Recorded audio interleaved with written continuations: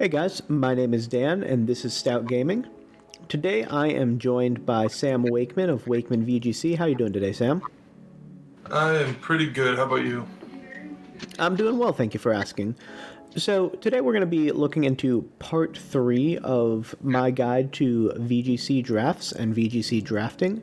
In the previous part, we went over a bunch of different websites and tools that you can use to analyze a Pokemon, but now we're going to look for once you know how to analyze a Pokemon, how to find value among tier lists. This really applies only for drafts where you draft off of a tier list. If all Pokemon are untiered, so you can take any Pokemon at any time and don't have a tier list, you're not going to find as much use out of this video as the previous one, but I'd still recommend watching it if you are considering participating in VGC leagues in the future. But without any further ado, let's go ahead and get started.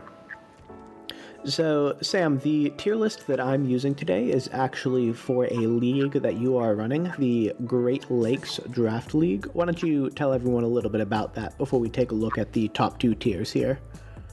Yeah, so the Great Lakes Draft League it's 3 divisions of 12, all based relatively on skill level and experience. And Dan helped me a lot make this tier list. This is the first time I've ever run a league or made my own tier list, so it was a lot of work, and I had Dan to help me a little bit.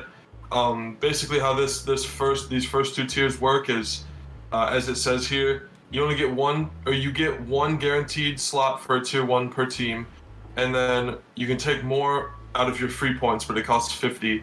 And then these tier 0s in the red over here, you can only take as a free slot, and they cost 60 or 70. Right. The first tip that I would give to anyone who is starting VGC and drafting in a league where there are tier lists is to understand the rules behind the tier list. You don't want to end up in a situation where you take 3 tier 1s and then you realize that means you have to take 5 or 6 of whatever the bottom tier is, and then your team is really top heavy and easy to prep for. So you want to make sure to take advantage of it. With this particular tier list and the rules for the GLDL, I imagine most teams will end up with 1 to 2 Mons in tier 1, and it's possible they could end up with the 1 tier 1 and a tier 0 as well, but there's going to be a very limited amount of Mons per team from this category, so there needs to be a really high bar from this category for if you think it would fit well on your team.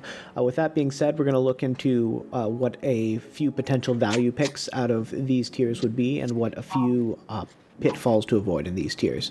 So, Sam, why don't you go ahead and break down this first pick here, that we have REGIGIGAS as a potential tier 1 option.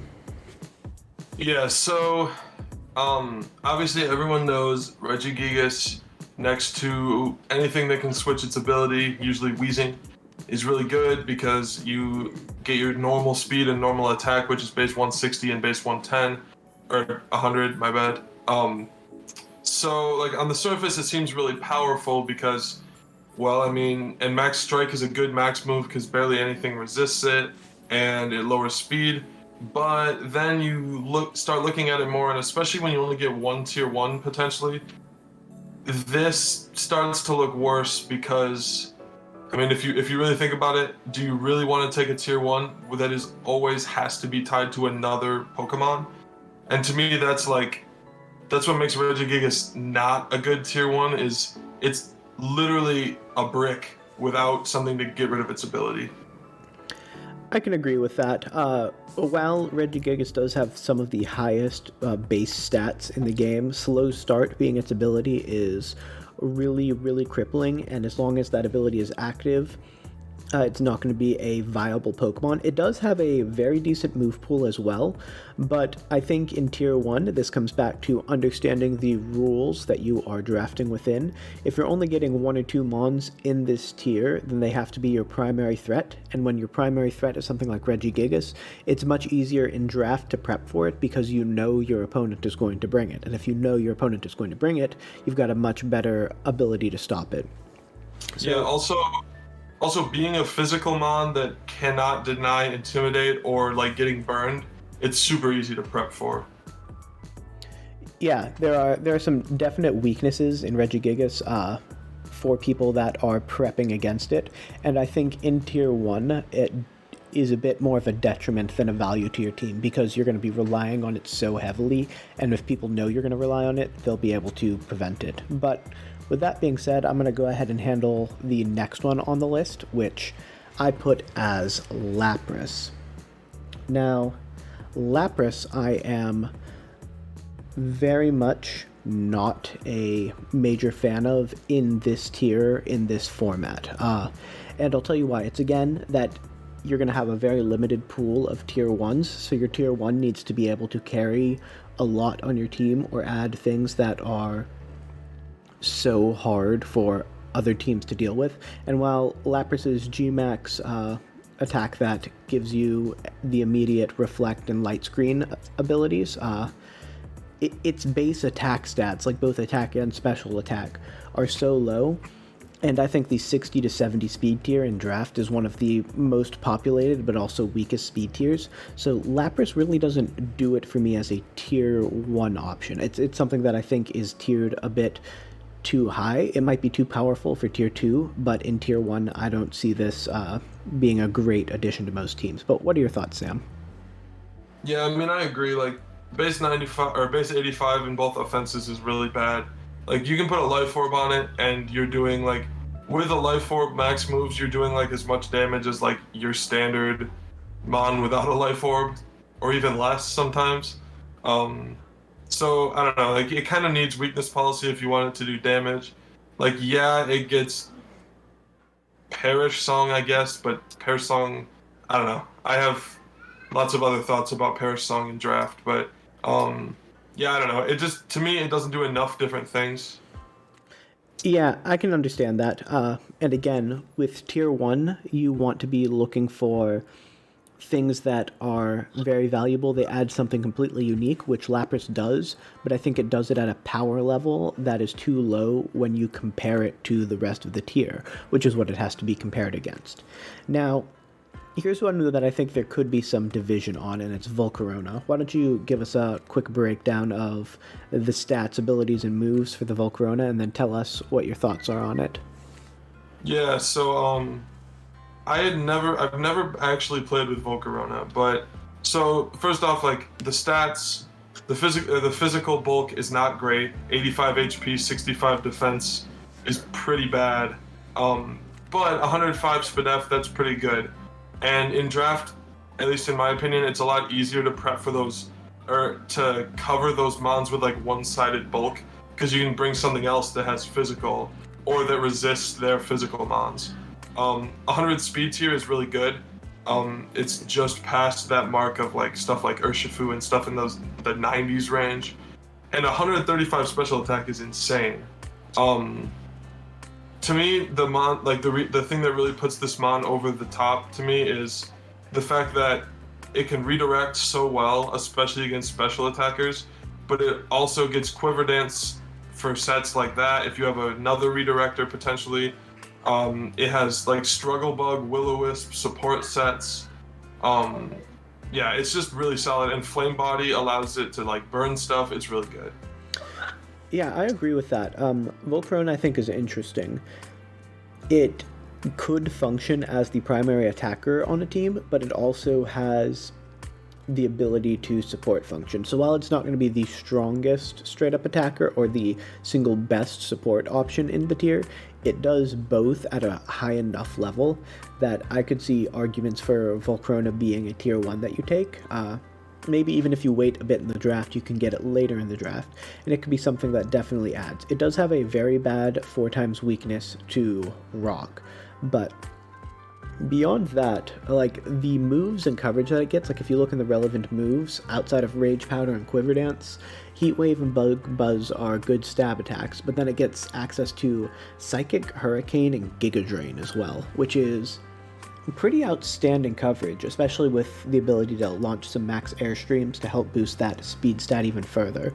So This is something when I'm looking at tier 1, if I'm thinking to myself, okay, I don't necessarily want my tier 1 pick early in the draft, I'm going to try and maximize value in other tiers. What's something that I could get tier 1 late that could potentially fit on a lot of different compositions, that could work with a lot of different Pokemon and still be very effective? Volcarona really has that flexibility, a lot more so than the previous 2 entries we looked at. But with that being said, let's go ahead and take a look at tier 2. So why don't you break down the tier 2 rules for your league, Sam? Yeah, so basically, spots-wise, it's the same restriction. You only get 1 tier 2 as like a guaranteed slot, and then again, you can get another one in your free points. Believe you could get 2, but then your last 2 slots would both have to be tier 4s, I think. Yeah. So that's an option. I wouldn't say it's an awful option, but yeah, this tier to me it was one of the harder tiers to set up because you don't want it to be super small, and there's a lot of mons here that are borderline between 1 and 3. So you get a lot of mons that are maybe a little too good for this tier, and a lot of mons who are maybe a little weak for this tier. Yeah, I can absolutely understand that. And if you look at the types, this is where you start getting a lot of triplicate types, where you start seeing 3, maybe even 4 of the same type of Pokemon, and they all have to start being compared against one another, and that's a lot where comparative value comes in. And I think we will get into that when we are looking at the individual mons that we are considering. Now, the first mon I wanted to bring up in this tier is NIHILEGO, which I've been in a lot of leagues where NIHILEGO is tier 1. I've even taken it as a tier 1 before. It obviously has very poor physical bulk. It has 47 defense, but it has 131 special defense and 109 HP, so it's very, very specially bulky. It outspeeds everything at the 100 speed tier because it has 103 speed. Beast Boost is a fantastic ability. It's basically Moxie, but for whatever stat you want to have as your highest stat. So there will be times where you don't choose special attack, but most of the time you're going to choose special attack. And it's got pretty decent coverage as well. Outside of its offensive sets with Meteor Beam, Power Gem, and Sludge Bomb, it can have coverage moves like Thunderbolt, Psychic, Grass Knot, and Dazzling Gleam. And then it's got some pretty nice support sets as well that people wouldn't necessarily expect. Thunderwave, Light Screen, and Ally Switch, and it can set and undo Trick Room. So there are some potential room service sets where you aren't expecting slow NIHILEGO, and slow NIHILEGO comes out and underspeeds your entire fast team. So I think looking at what tier 2 is, NIHILEGO would fit a role as primarily a very, very powerful attacker coming out of this tier that might be a bit undervalued currently, that could fit well on a lot of teams. But what are your thoughts on NIHILEGO? Yeah, to me NIHILEGO was, I mean, we discussed this one a lot when we were making the tiers. And obviously there is definitely an argument that it could be in tier 1. I think it's a little, and I mean, I know I kind of said the opposite about Volcarona because it has that one-sided bulk. This is even more one-sided, yes. Yeah, and I'd say it's even harder to get around because it doesn't get like Will-O-Wisp or Flame Body.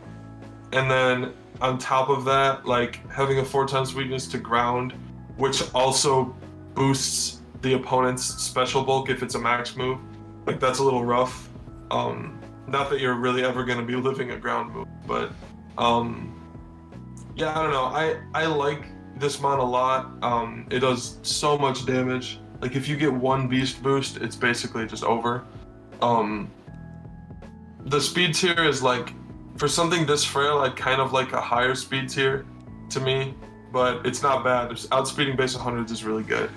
Yeah, one thing that I think we have to keep in mind as well when we're looking at it is a reason that I really like NIHILEGO in this tier is the scarcity of poison types in the top tier. I think that has to raise its value inherently, because if you are looking for a poison type, there's not going to be a huge amount of options outside of the NIHILEGO.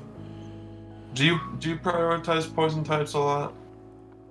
I don't always prioritize poison types, but I do know that Fairy is one of the strongest types in the game, so if I'm not always getting a poison type, I like having access to a strong poison type attack if I don't necessarily have the strongest steel type attacks available.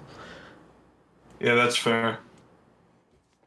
But I do think because of type scarcity, that does make NIHILEGO in this particular tier 2 a potential value pick depending on what your tier 1 option is. I mean, it's not going to be great next to Volcrona, because then you're very much crippled in terms of physical defense. But if you have something like a Clefable in tier 1 that can redirect physical attacks, eat most things, and let NIHILEGO go off with a Meteor Beam, a Power Herb, let it boost itself, and then max, this thing's going to do a lot of damage. Yeah, I like it next to even like Togekiss, so you can make it so they can't click Max Quake too. Absolutely. But yeah. With that being said, let's take a look at our next mon, Darmanitan. Why don't you break down what this mon's strengths and weaknesses are? So basically, Darmanitan, the bulk is not great. 105 HP is good, but 55 in both defenses is not. 140 attack is insane. 95 speed is a little not great for a mon this frail, but it works.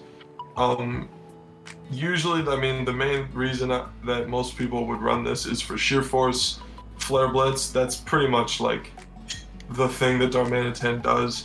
You can do belly drum, obviously, but to me, I mean, the ways, at least the times I've used it before, so take that with a grain of salt, is Choice Scarf, Choice Band, Life Orb, Sheer Force, never really maxing it. I don't think it's a good max target at all. But that, to me, comes into one of the problems with Darmanitan is you're basically doing one thing. Like, yeah, you can run Scarf, yeah, you can run Sash, whatever, but like, to me, it's so frail, and then you can't Dynamax it really. So it's even frailer than like a normal threat that you can Dynamax. So to me, you kind of get locked into a certain set.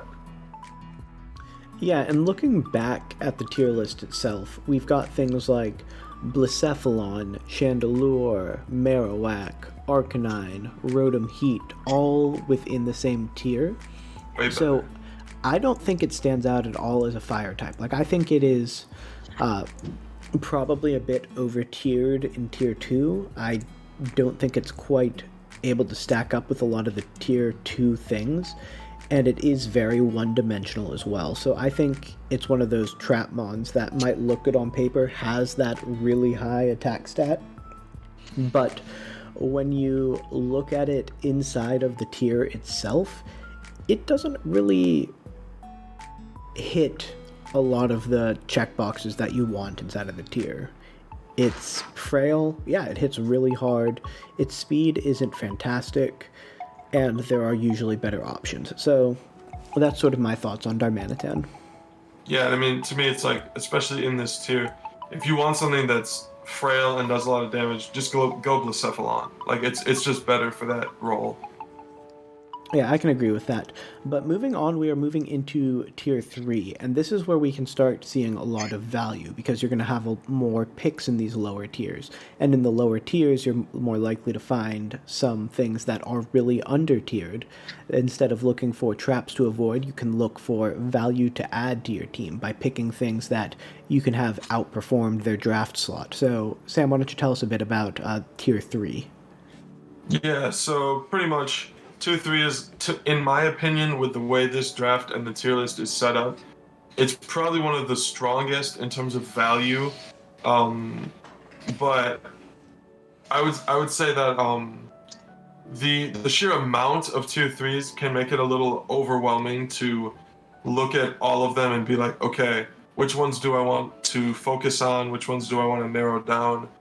But to me, I mean, you get a lot of, like you said in tier 2, you get a lot of type overlap with multiple grass types here, with multiple. Actually, I don't know that there's that many grass types here, but a lot of most of the types. So you get to kind of differentiate, and you also have more choices. Like, do I want to take Serena or do I want to take Rotom Mo, and which are both great options. So to me, this is where teams really like get their glue picks, like that are really strong and really hold the high tiers and low tiers together. Yeah, I agree with that. You can definitely lose a draft in tier 1 and 2 in this format, but you can't win a draft in those tiers. Where you can win the draft is by maximizing your value from this tier, and it is the biggest tier. It is a tier where you could reasonably end up with 6 of them on your team of 11, because you could just take 4 things in tier 3, and I don't think that that's an awful strategy. Especially given how deep this tier is with viable Pokemon. But with that being said, the first thing that stuck out to me in this tier is Krookodile. So its stats are underwhelming. 95 HP, 117 attack, 80 defense, 65 special attack, 70 SPDF, and 92 speed, with Intimidate, Moxie, and Anger Point as abilities. The abilities are where I think this thing shines. It can be a Moxie attacker or an Intimidator. 117 attacks misses a lot of calcs, which is why that I don't think it's a great value for this thing in tier 2. But in tier 3, having something with Intimidate and 117 attack and decent all-around bulk with the kind of coverage this thing gets with Thunderfang, Firefang, Rock Slide, Outrage, Earthquake, Crunch, like there's a lot here. It's got a lot of tools. It's not going to overperform its tools very much, but it does have the potential to overperform tier 3, and like you said, it can be that glue piece if you're missing a dark or a ground type, which are two different types that fill out some of the main cores that I talked about in part 1 of the series. I think Krookodile can fill a lot of roles. It can give you access to Intimidate. It can give you the threat to start sweeping with Moxie. It can give you a little bit of cheese opportunity, even with some Anger Point sets. Please never run an Anger Point set, but you could do it, and your opponent has to respect it as well. So that's why I'm a big fan of Krookodile in this tier. What are your thoughts on Krook? So, my thing with Krookodile, I like the typing a lot, like you said. The ground type and dark type checks a lot of boxes for me. Like, I try to never take a draft team that has no ground type or no dark type. I think those immunities that they give you are too good, and the offensive typings are also really good. That being said, to me, and maybe this is a hot take, I look at Krookodile versus something like Scrafty, and I kind of like Scrafty better because I think it's more versatile. And they're in the same tier, I believe. I believe they're both tier 3. Yeah, they are. Yes, they are both in tier 3. So, to me, and that's not to say Krookodile is a low value pick. It's not as bulky as Scrafty, but it's faster. And I'd say in general, you can probably get away with more. While I don't think the support sets are as good on Krookodile as they are on Scrafty, I think you can get away with more items and stuff because of the higher speed tier. It puts it in a good Scarf tier and stuff like that. So I wouldn't say at all that Krookodile's a bad pick here. Mm-hmm. Yeah, I can agree with that. I have it as one of my top values in the tier, but I can see where you have it as more of a middling value within the tier. And again, that comes down to analysis. Dark types are generally one of the stronger types, so it is competing against a lot of really strong types to fill out that type core. But I also have REUNICLUS as a very high value within this tier, because at base speed 30 with 125 special attack and generally overcoats the ability you're going to run with it, it can set Trick Room. It has some support options that can't be slept on, but I think most importantly, it can both set and sweep in Trick Room, so it single-handedly can be a Trick Room mode. You don't have to have a separate setter and sweeper, which is why I think it potentially is the most valuable of the Trick Room setters in Tier 3, which is where a lot of them are residing in this current tier list. What are your thoughts on REUNICLUS?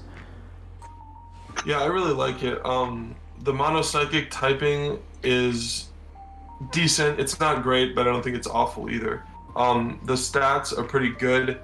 The base 30 is a really good benchmark to have on your team. Like, to me, I almost always try to get something that's 30 or slower on my team, just because 30 is such a benchmark for like all Trick Room mons pretty much.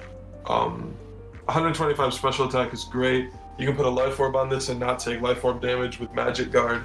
But also overcoat. I mean realistically here, right? Like, we got 12 teams in this division, and I would say overcoat is going to make it basically impossible for your opponent to stop Trick Room in like 3 or 4 of the matchups.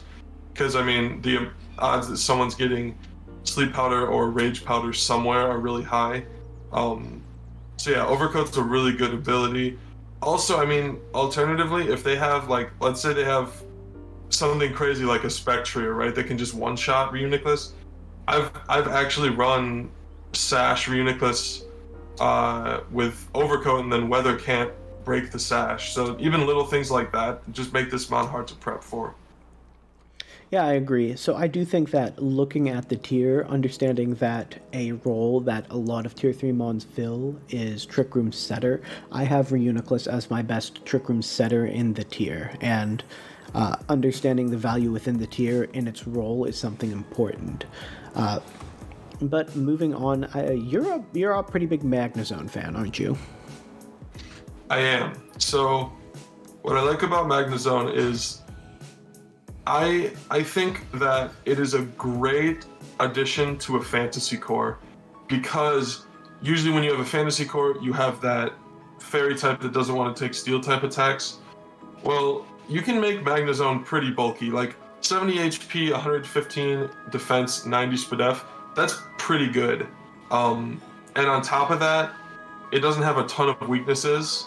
Granted, it does have a 4 times weakness, which you obviously have to be aware of. But you can bring it in next to something like a fire type or something that hits their steel type and trap the steel type with magnet pull. And also, analytic is a great ability as well. You can go Iron Ball, or you can go, even that. And that's the thing too, is it 60 speed. Even though it's a bad speed tier, you basically have a really good shot to move last, no matter what Trick Room, if Trick Room is up or not. Also, it gets, as you can see here, it gets great support options and great coverage. Well, sorry, not great coverage, but good offensive stabs. Yeah, I can agree with that. I think being a dual steel and electric type, it fills 2 of your type cores that you want. It's got decent stats all around, decent move pools. Overall, I see it as very decent within tier 3. I don't think it's something that you necessarily want to prioritize within the tier, but I do think it's something that can be pretty flexible in the role that it needs to fill on a lot of teams, which makes it a pretty good tier 3 pick. But with that being said, let's take a look at CROBAT. Now, CROBAT has inner focus, which means it can't be flinched, 130 speed, and tailwind. It's got one of the fastest tailwinds in the format, and at tier 3, without being able to be flinched, you're going to get tailwind up a lot with it. I do think that that is very valuable, because we know that tailwind is a very valuable move to get set. So I can see why someone might consider CROBAT to be one of the strongest mons in tier 3, even given its lack of offensive output. What are your thoughts on CROBAT? So my thing with CROBAT is, I'd say probably the most direct comparison you can make is Talonflame. They're both in tier 3, and they're both, basically all they do is set Tailwind. I like CROBAT way more than Talonflame, because I don't know hardly anyone who takes a team with no fake out, and fake out just makes Talonflame basically useless. CROBAT is also just naturally faster than Talonflame. Like 130, I mean, very few things are outspeeding you at 130. Like, you're getting outsped by only a select few teams. Like, not every team is going to have something faster than 130. I think too, like, the support options, Quick Guard, Screech, Taunt and Haze are especially really good here. And I think especially on a mon that's not maxing, the combo of Brave Bird and Cross Poison I think is a good offensive pairing as well. Yeah, I can agree with that. And Crobat also does have stronger attacking stats than Talonflame as well.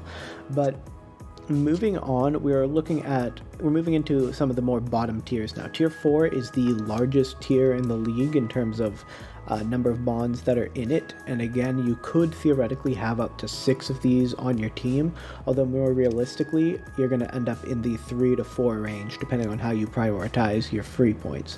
So, what are your thoughts just sort of overall on the strength of Tier 4 and where to find some value here? Yeah, so to me, Tier 4 is also, it can also be very overwhelming to look at everything because it's even bigger than Tier 3. And also just the fact that, like, I mean, there's so much type overlap here. Like, I don't think you could find one typing where there's not more than like 3 or 4 of it in this tier. And I think this is where a lot of the very, very decent or like even slightly subpar stuff falls. And I think it's really easy to get trapped by things in this league, or in this tier. Things like, I mean, I don't even know an example right now, but like, some things look good on paper, but are not. And I think that's a really dangerous trap to fall in with this tier. Right. This is a tier where you could draft 3 things that all are big role players on your team that come more than half of the time, that really contribute and add to your threat level and add to your versatility. Or you could draft a few things that never hit the field and your opponent doesn't really ever prep for. So having a good tier 4 is really crucial with the format rules that we have. But with that being said, let's look at some of the stronger tier 4s. I think off the bat, we both agree that Luxray is very strong within the tier. Mostly because it is an Intimidator, but it also has access to a Guts attack set. 120 attack is very good. 80, 79, 79 bulk is not great. 70 speed is an annoying speed stat where it's sort of substandard, but it does hit very hard. It has access to Intimidate and Guts, and has decent coverage both on the physical and special side, along with support moves. Fake tier sets could be very good. Fire Fang and Ice Fang are great moves. Eerie Impulse to cripple opposing special attackers. Like, I think Luxray can fit a lot of teams because it can fill a lot of roles, and I think when you're looking at tier 4, versatility becomes more important than just power within the tier. Yeah, I agree. I think that Luxray, I mean, the base 120 attack is obviously, it's pretty good. But then if you combine it with Flame Orb and Guts, like, the amount of damage you can put out is insane. And obviously, you know, the speed tier is not great, but we're not, I mean, in tier 4, we honestly can't expect everything about Amon to be good. That being said, though, I think I've run this in another league, in the VBA, and I think I've brought it 3 or 4 weeks, and each different week I've brought like a vastly different set. I've brought Shukaberry, I've brought Scarf, I've brought Flame Orb. So like, yeah, the amount of sets you can run on this, the Intimidate is great. Only having 1 weakness is great, especially when you can just put a Shukaberry on it. And it's a great AV mon. It's a, you know, so yeah, it just gets so much. The move pool is super deep. I agree with that. I've actually run AV Luxray myself in the MDL, so I do think that it has a lot of potential within Tier 4 to be more of a glue versatile mod. Not necessarily something you build around, but something that fits within a lot of comps. As a trap in Tier 4 that I don't think is going to be really good on a lot of teams is GRAPPLOCT. 42 speed is a little too fast to be a great Trick Room attacker. 118 attack is going to miss a lot of calcs. Its bulk is a bit better than Luxray, but it's still not great. And its signature move, Octolock, is a trapping move that doesn't deal damage. It does have decent coverage, but I think that this is one of those tier 4 picks that looks great on paper, but every week when you go into your prep, you're going to look at GRAPPLOCT and then decide you don't want to bring it relatively quickly. What are your thoughts on GRAPPLOCT?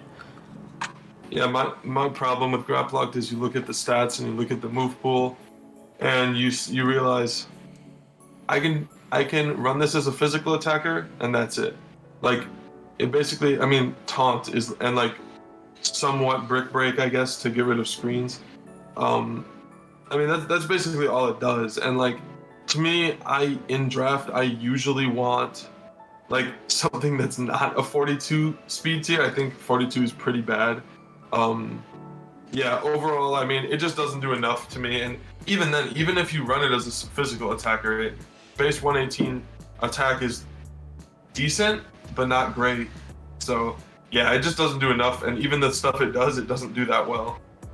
Yeah, and actually, I would like to compare it directly to Pangoro, which is another option in this tier. It's got 58 speed, so again, not a great tier, but probably a bit better than GRAPPLOCT. It's got 124 attack, 95 HP, 78 defense, 71 special defense. It has access to Iron Fist to further boost its attacks, or Moldbreaker or Scrappy, depending on the set you want to run. And then its coverage is absolutely insane. It has access to Night Slash, it's got Bullet Punch, it's got all 3 elemental punches, Rock Slide, Bulldoze to proc weakness policy, Shadow Claw, Dragon Claw, Poison Jab, Iron Head, X Scissors, Darkest Lariat. Like, I think this thing is a great AV mon, and because of how much coverage it gets, it would be a nightmare for your opponent to prep against as well. So I think comparing this to GRAPPLOCT is a great example of, in my mind, something in tier 4 that would be awesome on a lot of teams, as opposed to something that I think is going to be a trap for a lot of teams. What are your thoughts on Pangoro? Yeah, I mean, comparing Pangoro to GRAPPLOCT is almost not even fair for GRAPPLOCT. It's just so much better. And I mean, like, I was trying to look, does it get a ground move? Bulldoze, and it might get, I think it also gets Stomping Tantrum, right? Yeah. So, and Earthquake. So, my thing is, like, okay, Iron Fist set with Thunder Punch, Drain Punch, Bullet Punch, Ice Punch, and you throw, like, a Choice Band on it or a Scarf. Because 58, I mean, you can outspeed quite a bit of stuff with a Scarf. Choice Band is great. Like you said, AV is great. I don't think you're usually maxing this. But, like, yeah, to me, it's just, this is a similar mon to GRAPPLOCT in the fact that all you're really doing is attacking with it, but it does that so much better with a better attack stat, 2 stab typings, and a way deeper move pool, as well as access to priority. And like, it gets Mold Breaker ground moves, so you can hit Rotom super effective. So that's crazy. And Scrappy is also really good.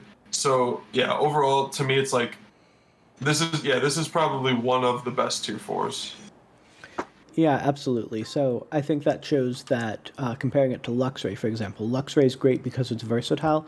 Pangoro is pretty good within the tier because it excels at one thing and has a versatile move pool to help accomplish it. The last tier 4 that I personally want to talk about is SLURPUFF. Its stats are underwhelming, to put it gently, but it does have access to Unburden, which means you can have a seed on it, and then it can be one of the fastest things in the game, and it has access to Fake Tears, Light Screen, Charm.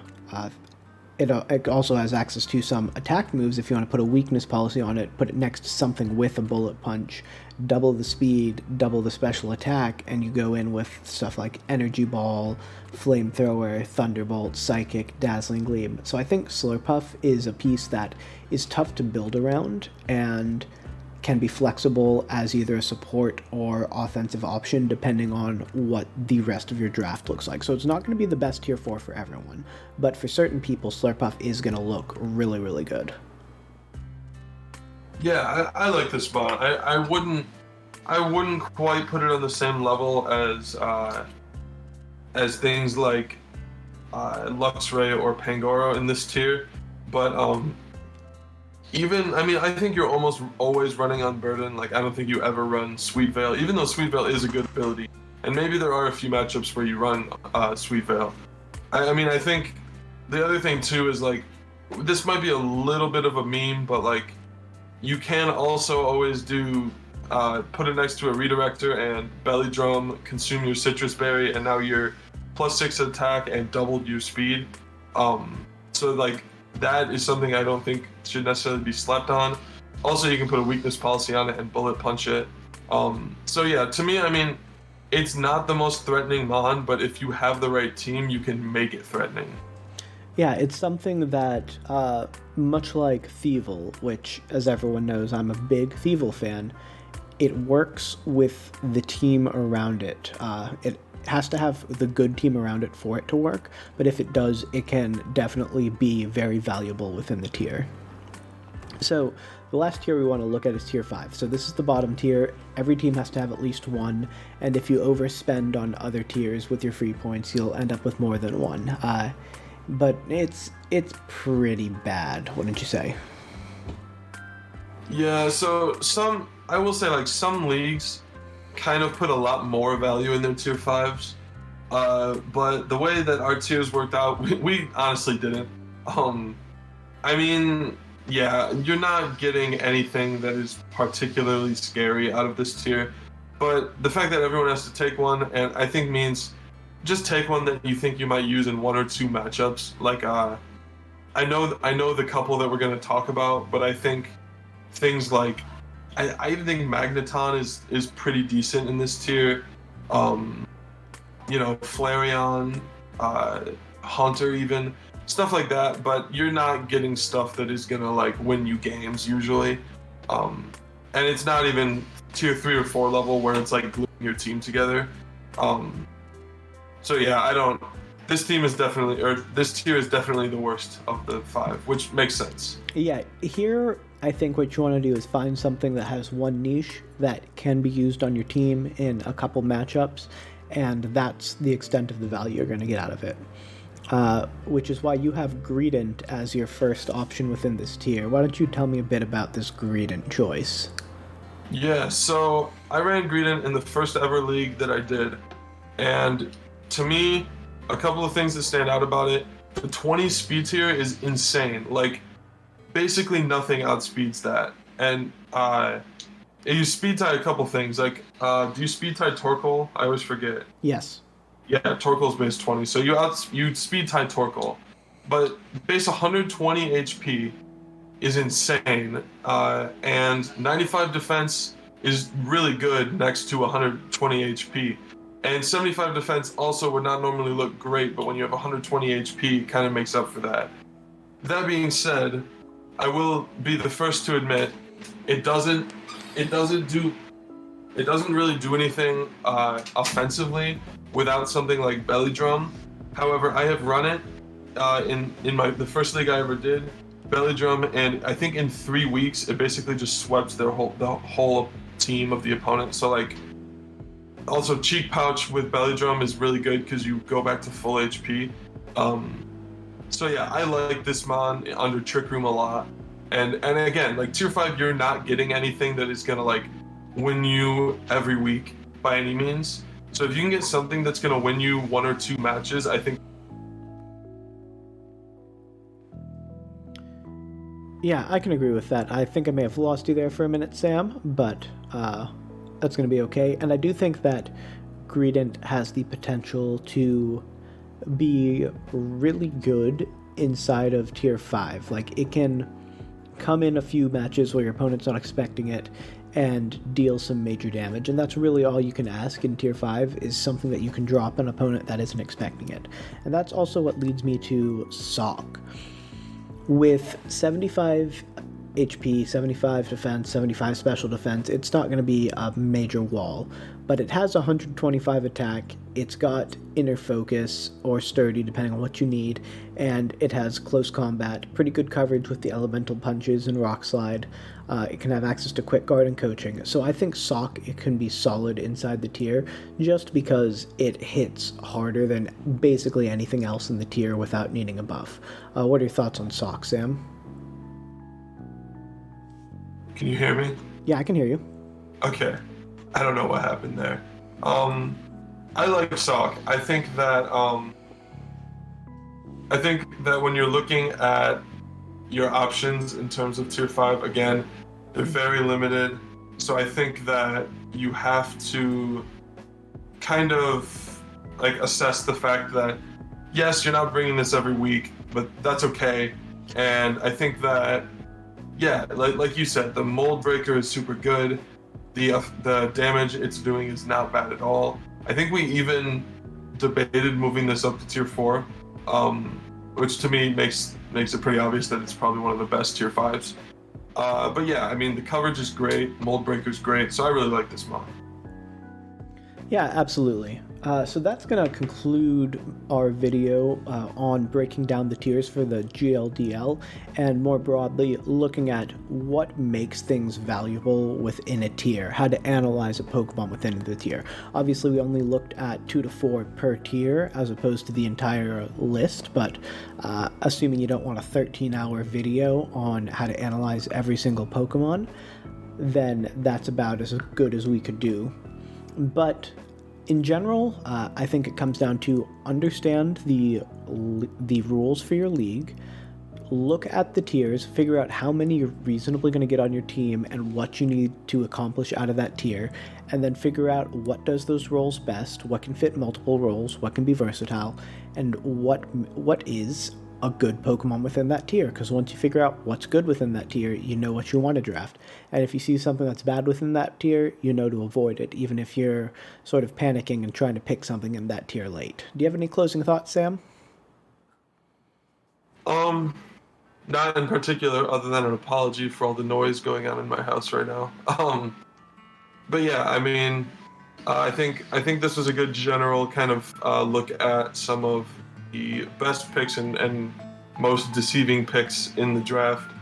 And I think that, yeah, I mean, there's so much nuance to like drafting a good team that I think that just knowing your stuff is gonna really make a difference. And so things like this where you can look through and analyze and say this mon is undervalued or overvalued, or this mon fits my team really well, those things are really important. I couldn't have put it better myself. But thank you guys again for watching. Please don't forget to like, comment, and subscribe. Let me know in the comments below what topics you'd like to see me cover in the future for the basics of VGC drafting. And again, a special shout out to Sam, aka Wakeman VGC. Again, my name has been Dan, this was Stout Gaming, and we'll see you next time. Bye.